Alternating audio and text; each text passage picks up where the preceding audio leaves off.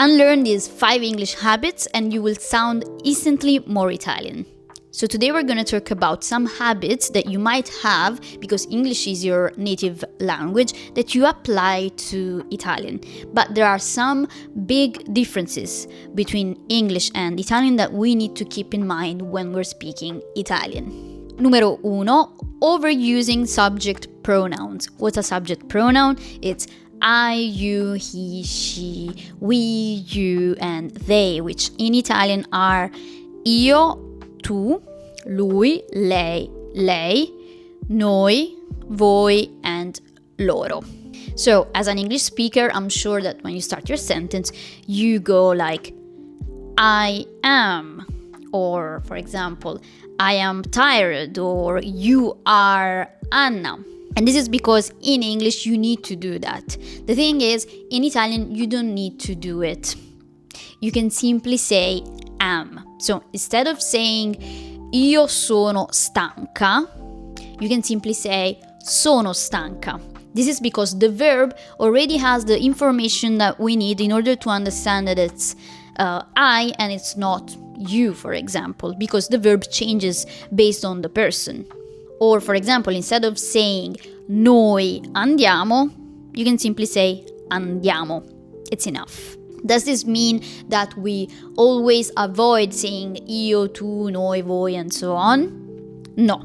There are some cases where we actually do use these pronouns, and most of the times it's actually just to emphasize that, for example, I am doing something and not Mario or Maria. So they're used for emphasis.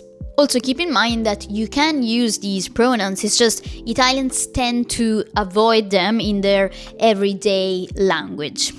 Numero 2, not using articles properly. What's an article, and specifically what's a definite article? It's the in English. As you might know, Italian actually has quite a lot of them, but the main problem is that in English you guys tend to not use article as much as we do in Italian. The main mistake that you guys make is articles in Italian can be used when you are expressing a general meaning. Or let's say you like something in general, you like music, right? You might say, I like music. You're not saying, I like the music. Well, in Italian we actually say, I like the music. Music in general. Mi piace la musica. If you find Italian grammar confusing, in my beginner Italian course that you find in the link below here, I explain everything in depth so that all your doubts will be cleared, and at the same time you'll start speaking Italian, because there's also a lot of dialogues, exercises, there's even an app, so it's great if you are feeling a little bit overwhelmed with the language. Not using the word that in Italian. So this is very important. In English you can omit that, okay, and your sentence will be fine. Let's take this sentence as an example. Let's say you want to say, the guy I met today is nice. In English, you could also say, the guy that I met today is nice. In Italian, the only possible way to say this sentence is with the that.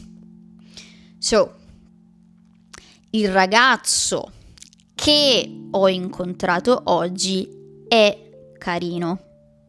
So basically think that in Italian we always need to say that, okay, to connect sentences.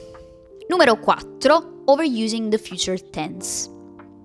The main difference between English and Italian is that in English you can use the future tense a bit more than in Italian, and specifically if there is a future event that is planned, in English you can use the future tense. In Italian you can simply use the present tense. For example, you want to say I'll see you tomorrow. In Italian you can simply say ci vediamo domani. You're going to Lady Gaga's concert. You could say I'm going to Lady Gaga's concert in August, right? In Italian you can use the present tense. It's a planned thing, just use the present tense. Io vado al concerto di Lady Gaga in agosto. Numero 5. Another big mistake is literal translations. Let's say you want to say it makes sense.